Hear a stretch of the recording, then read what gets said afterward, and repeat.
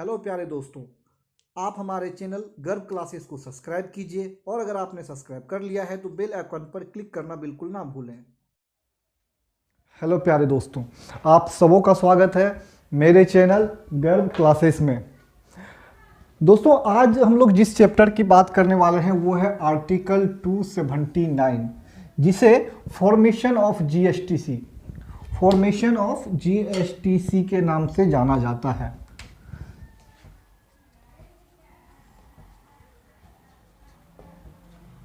Formation of GSTC का क्या मतलब? जीएसटीसी का मतलब हो गया goods and service tax council.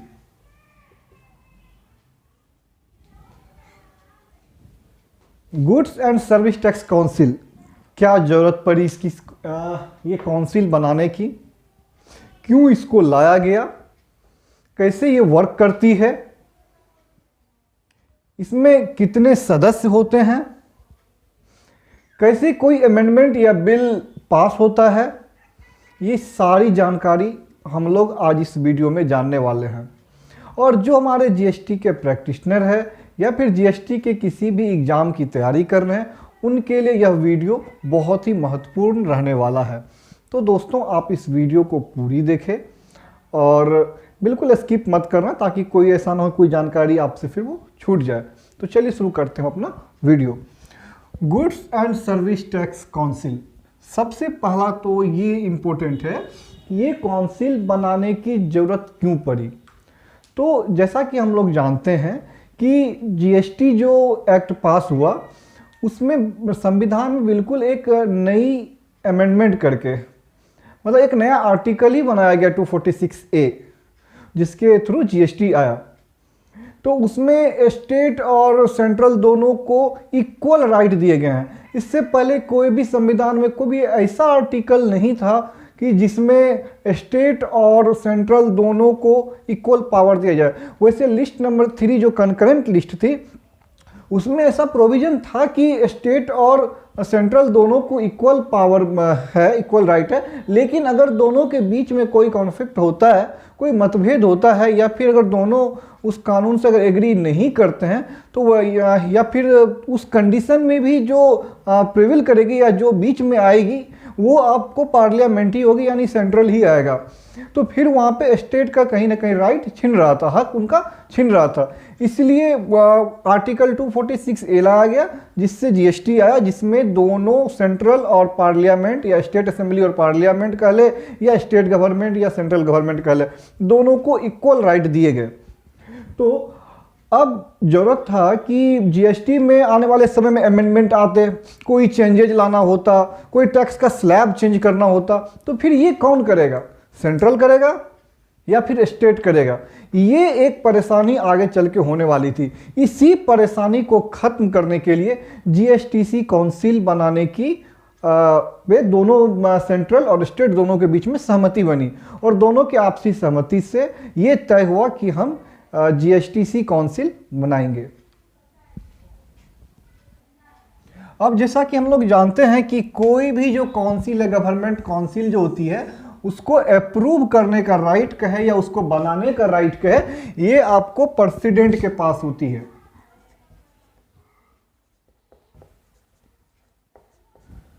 ये राइट आपको प्रेसिडेंट के पास होती है। तो प्रेसिडेंट के पास ही राइट होता है तो किसी भी काउंसिल को बनाने की।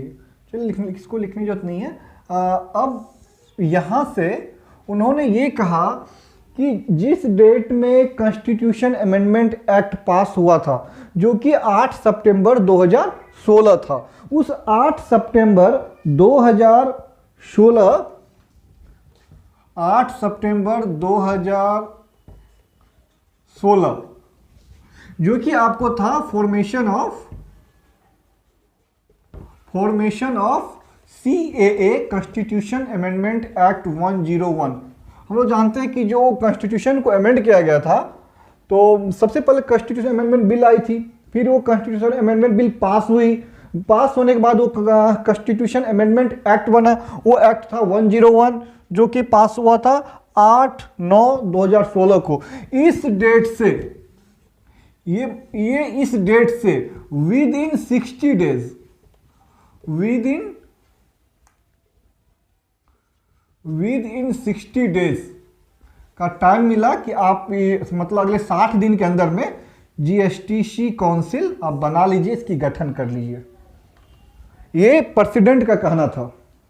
लेकिन आप ये अंदाज करो कि जो इस काउंसिल के जो मेंबर होने वाले थे उसने कितनी बड़ी लेवल पे तैयारी की हुई थी कि ये जीएसटीसी इन्होंने टाइम दिया था कि 8/9 से आप अगले 60 दिन का टाइम लो, लेकिन इन्होंने केवल 10/9/2016 यानी इस डेट से अगले 2 दिन, ठीक है ना, नेक्स्ट 2 डेज में इन्होंने जीएसटीसी जो जीएसटी काउंसिल थी उनको इन्होंने फॉर्म कर ली।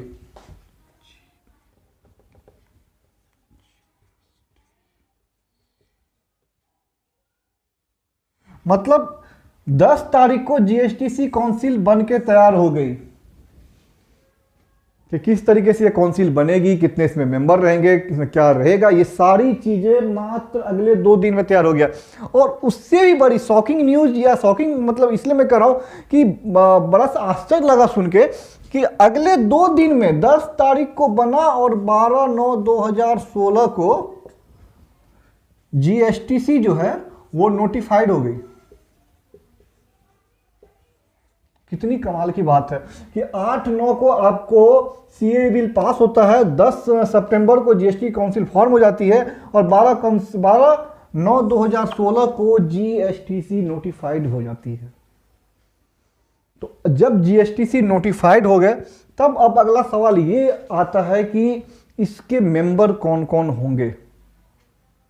तो अब हम लोग बात करते हैं कि अब हमें पता चल गया कि आर्टिकल 279 जो फॉर्मेशन ऑफ जीएसटीसी होता है, जीएसटीसी का full form goods and service tax council होता है। ये काउंसिल इसलिए बनाया गया क्योंकि ताकि आगे कोई अमेंडमेंट जब आए तो सेंट्रल और स्टेट दोनों की आपसी सहमति से कोई डिसीजन लिया जाए। मतलब इसके जो मेंबर होंगे वो सेंट्रल और स्टेट के दोनों के अधिकारी होंगे, जो दोनों के ऑफिसर जो होंगे, या दोनों का वित्त मंत्री बोल लीजिए राज्यों के, या सेंट्रल के वित्त मंत्री में बोल लीजिए, ये इनके मेंबर होने वाले हैं जो कि हम लोग आगे जानेंगे। और ये भी जान लिए कि 9 क्वेश्चन में आएगा कि 10/9/2016 यानी जीएसटीसी कब फॉर्म हुई थी तो 10 सितंबर 2016, और जीएसटीसी कब नोटिफाइड हुई तो 10/9/2016। माफ कीजिएगा, यहाँ पे है 10/9/2016 और यहाँ पे है 12/9/2016। तो ये है कमाल की चीजें कि जब सीए बिल पास हुआ 8/9, 2 दिन के बाद फॉर्म, उसके अगले 2 दिन बाद नोटिफाइड 12/9/2016 को। तो हम लोगों ने यहां तक जान लिया। अब समझते हैं कि इसके मेंबर कितने हैं, कौन कौन मेंबर होते हैं इसके। अब अगली चर्चा हम लोग इस पे करते हैं। अगर अब बात करें कि इसमें टोटल मेंबर कितने होंगे तो जीएसटीसी के टोटल मेंबर की संख्या जो है वो आपको 33 रहने वाला है।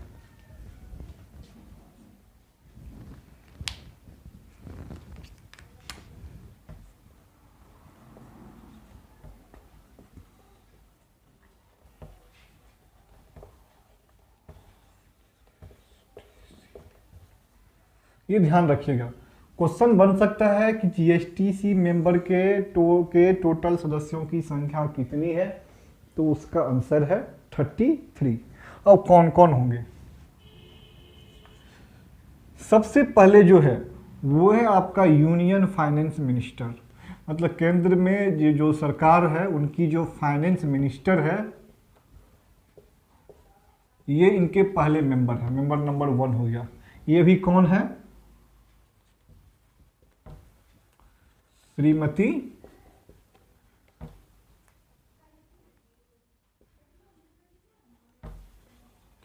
निर्मला सीतारमण।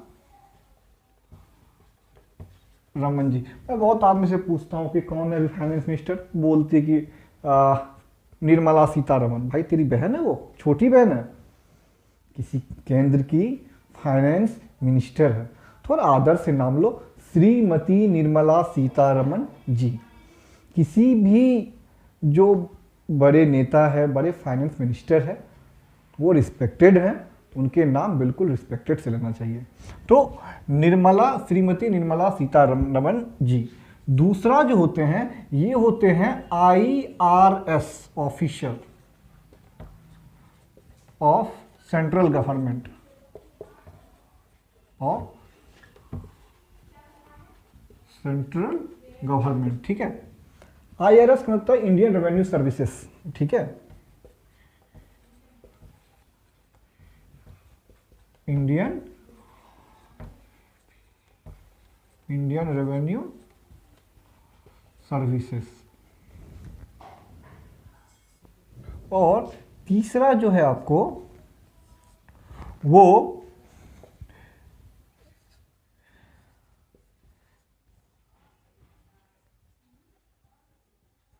स्टेट गवर्नमेंट के या तो finance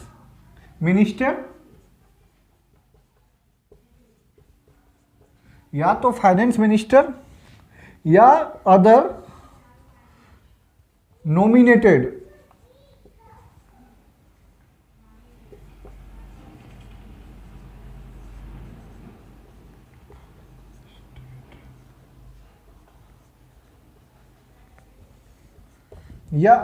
other nominated by state government, यानी किसी, या तो वहाँ के स्टेट गवर्नमेंट हो जाएंगे, सिर्फ वहाँ के स्टेट गवर्नमेंट के फाइनेंस मिनिस्टर हो जाएंगे, या फिर वहाँ के स्टेट गवर्नमेंट द्वारा किसी एक खास व्यक्ति को जिसे वो नॉमिनेट करके भेजेंगे वहाँ के फाइनेंस मिनिस्टर के रूप में, या जो काउंसिल के स्टेट गवर्नमेंट के मेंबर के रूप में वो होंगे, ठीक है। और इनकी संख्या जो है वो टोटल 31 होती है। अब 31 क्यों होगी? इसलिए होगी क्योंकि मैंने आपको बताया था कि जीएसटी में टोटल जो स्टेट है वो 31 है, क्योंकि 28 तो आपके स्टेट हो गए और 3 जो यूनियन टेरिटरी के जो स्टेट हैं वो भी, उसमें से 3 को एज ए स्टेट के तौर पे रखा गया है, जिसमें कि दिल्ली, जम्मू एंड कश्मीर और पुडुचेरी। ये जो 3 है ना, इनको भी आपको स्टेट के कैटेगरी में रखा गया, इसीलिए टोटल 31 स्टेट हैं। तो उन 31 स्टेट यानी 28 + 3, इनके टोटल 31 आपको मेंबर होंगे। अच्छा, और इसी जो 31 स्टेट है को मतलब काउंट किया गया है, इसमें से कोई एक मेंबर, इसी 31 में से कोई एक मेंबर जो है आपको, वो आपको वाइस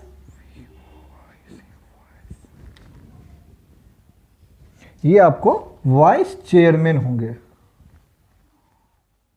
वाइस चेयरमैन। और जो यहाँ यूनियन फाइनेंस मिनिस्टर है, ये आपको चेयरमैन होंगे काउंसिल के, ये याद रखिएगा। तो क्वेश्चन बन सकता है कि जीएसटीसी काउंसिल के चेयरमैन कौन होते हैं? तो जो फाइनेंस मिनिस्टर होती हैं वो आपको इसके चेयरमैन होते हैं, और जो 31 आपको फाइनेंस मिनिस्टर होते हैं जो कि आपको स्टेट गवर्नमेंट के होते हैं, उनमें से कोई एक मेंबर आपको वाइस चेयरमैन होते हैं। ठीक है दोस्तों, तो हमारा ये कॉन्सेप्ट क्लियर हो गया कि टोटल 33 जो मेंबर है उसमें कैसे कैसे कितने कितने आपको मेंबर स्टेट के होते हैं और कितने सेंट्रल के होते हैं। अब चलिए बढ़ते हैं आगे। अब हम लोग ये जानते हैं कि चलिए हमारा जीएसटीसी गठन हो गया, कितने मेंबर होंगे हमने वो भी जान लिया। अब हम लोग ये जानते हैं कि जो अमेंडमेंट आपको जीएसटी में आती है या जो नया सर्कुलर कोई जारी होता है या फिर कोई चेंजेस जीएसटी में आती है, तो ये अप्रूव कैसे होता है, इसमें कितने लोगों की सहमति चाहिए, कितने प्रतिशत लोगों की सहमति चाहिए, क्या उसका स्ट्रक्चर होता है, अब हम लोग जरा ये जानते हैं। तो हम लोग अब ये जान गए कि जीएसटीसी में मेंबर कितने हैं, बोलना आप लोग 33। ठीक है, तो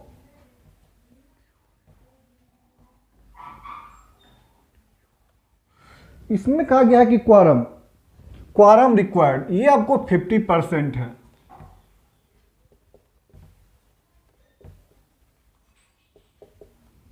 अच्छा, क्वारम का क्या मतलब ये हुआ कि जीएसटी में जो 33 मेंबर है उसमें कम से कम कितने प्रतिशत लोगों का प्रेजेंट रहना उस मीटिंग में अनिवार्य है। ठीक है, तो वो कहा गया 50%, यानी 33 का 50%, तो इसको रखा गया है 17 मेंबर पे।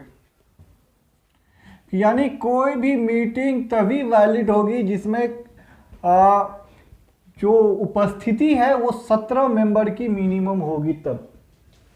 अच्छा, मान लीजिए 4 मेंबर पहुंच गए आपको काउंसिल में और 13 मेंबर आपको वीडियो कॉन्फ्रेंसिंग के थ्रू है, क्या मीटिंग वैलिड होगी? बिल्कुल होगी, बशर्ते जो संख्या दी गई क्वारम की 50% की वो फुलफिल होनी चाहिए। ठीक है, और दूसरी माने ये लेते हैं, अब जैसे कि मैंने कहा कि 17 मेंबर टोटल प्रेजेंट होना जरूरी है। अब इसमें कितने % की वोटिंग जो है वो फेवर में होनी चाहिए तब जाके वो लॉ पास होगा या वो जो अमेंडमेंट है वो पास होगा। तो ये कहना है कि कम से कम इसमें 75% वोटिंग यस होनी चाहिए तब जाके वो अमेंडमेंट पास होगा। कहने का मतलब ये है कि अगर 50% भी लोग आ गए तो आपको वो जो मीटिंग है वो एक्सेप्टेबल है। ठीक है, मीटिंग कर सकते हैं आप, लेकिन अगर 17 आदमी पहुंच गए लेकिन अब उसमें फेवर कितना चाहिए? 75% का। अच्छा, ये 75% काउंट कैसे करेंगे? ये सबसे महत्वपूर्ण है। तो अब हम ये जानते हैं कि इस 75% को काउंटिंग कैसे करेंगे। चलिए देखते हैं। सबसे पहले आप ये जान लीजिए कि अगर ये मानिए इसमें टोटल 33 मेंबर हैं, ठीक है, और उसके 50% 17 को माना गया है, तो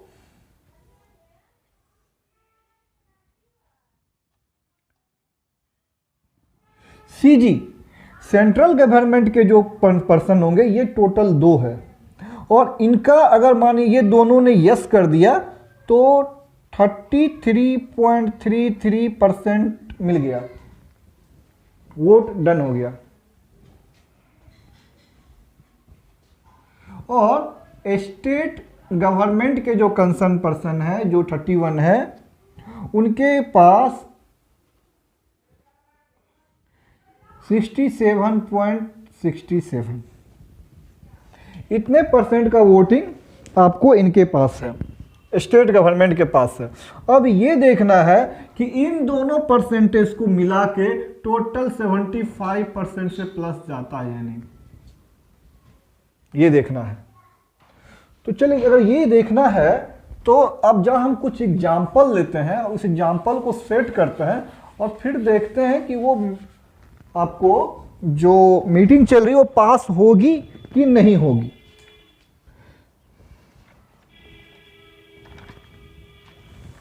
अगर हम एग्जाम्पल की बात करें, एक एग्जाम्पल लेते हैं, मानिए कि टोटल मेंबर मानिए 33 है,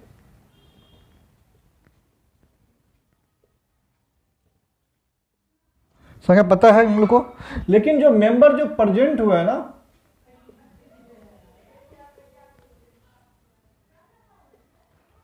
वो आपको 16 है, सीजी के 2 और मानिए एसजी के 14। ये भी यस बोल रहे हैं और ये भी यस बोल रहे हैं। क्या इसमें जो अमेंडमेंट के लिए जो ये लोग बात कर रहे होंगे, ये अमेंडमेंट पास होगा?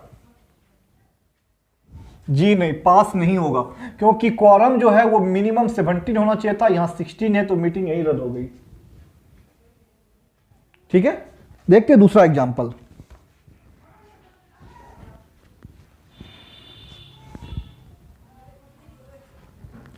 मान इसमें टोटल मेंबर जो 33 हैं और मेंबर जो प्रेजेंट हुए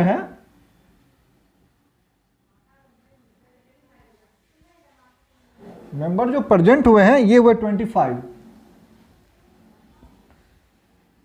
सीजी के 2 हैं और दोनों यस बोल रहे हैं, और एसजी के मान ये 23 हुए हैं और ये नो बोल रहे हैं। क्या अमेंडमेंट पास होगा? नहीं होगा। ठीक, क्योंकि ये आपको है ना बोल रहा है, ये भी कैंसिल हो गया। अब चलिए तीसरा लेते हैं एग्जाम्पल।